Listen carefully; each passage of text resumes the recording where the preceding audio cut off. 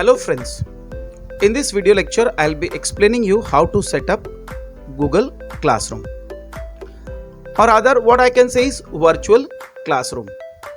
Why virtual? Because it is on the net. It doesn't have its physical existence like a classroom. Now let's see what we should be ready with when we go to teach a topic or when we enter a class. So when we enter a class, we should be ready with the syllabus. We should be ready with the notes in the physical format.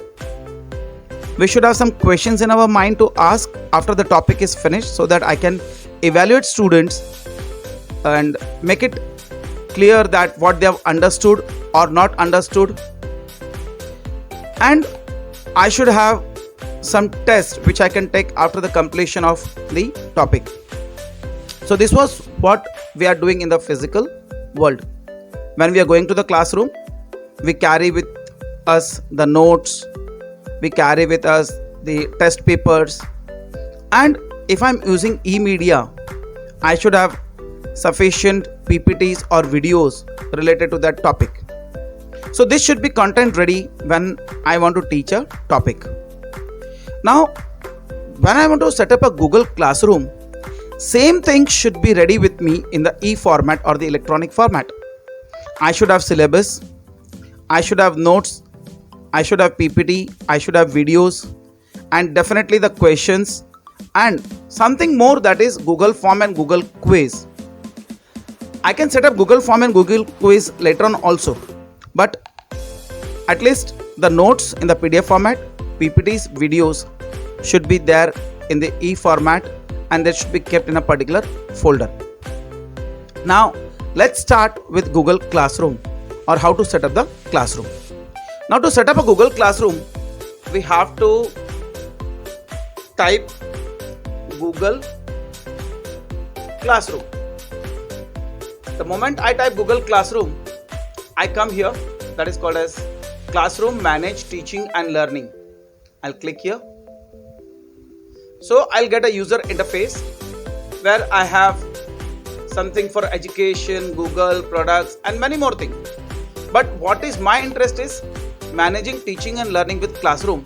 So I'll click here in Go to Classroom. So I'll land up in the interface in some time where I can set up my Google Classroom. Now see, there is no classroom existing. So it says create or join your first class. So from here I can create a class. So this is one way to start with my Google Classroom. Let's see what is the another way.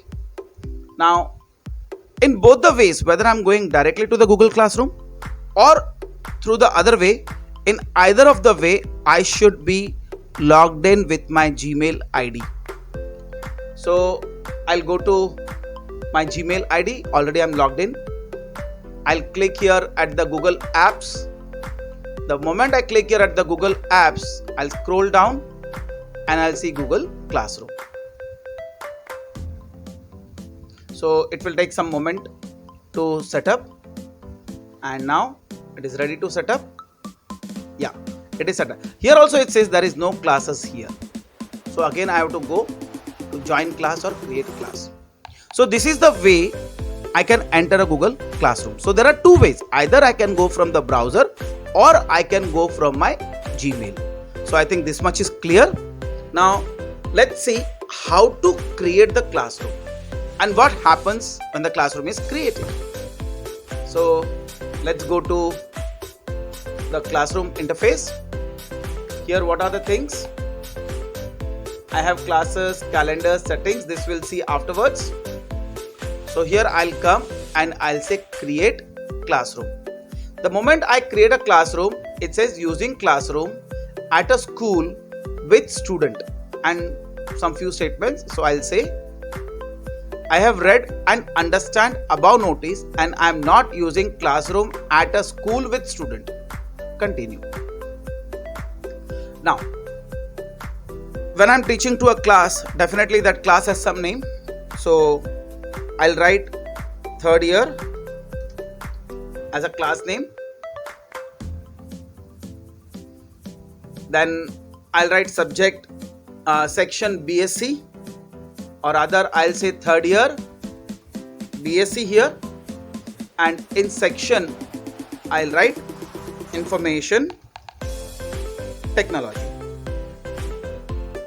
Now if you are teaching to computer science, you can write computer science also here, or any of the year like first year, second year, third year BSc, then you can have commerce, or you can have finance. Whatever class you are teaching, you can take that particular name. Then the section here, instead of section you may write the department also, and the subject. Now since I am a technology person and my stream is Internet of Things, I will select that same subject, Internet of Things, and in bracket I'll write IoT.